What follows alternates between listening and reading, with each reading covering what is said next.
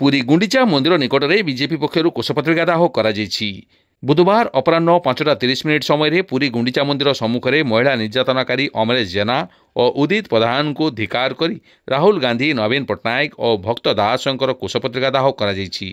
जिला सभापति डॉक्टर देवेंद्रनाथ तराई नेतृत्व में पुरी जिलार शह शह कर्मी और नेता जगदान करी कांग्रेस एवं बीजेडी सरकार विरोध में नाराबाजी देवा सह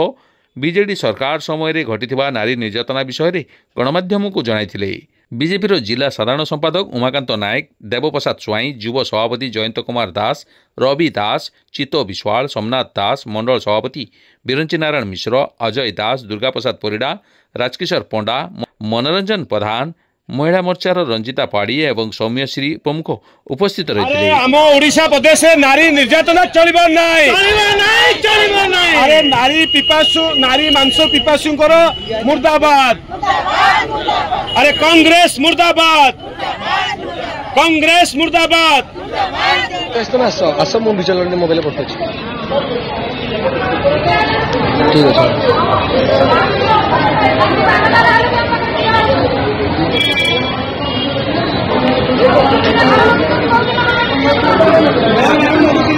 हाँ लगला। राहुल गांधी मुर्दाबाद, मुर्दाबाद, मुर्दाबाद, राहुल गांधी मुर्दाबाद, मुर्दाबाद, मुर्दाबाद,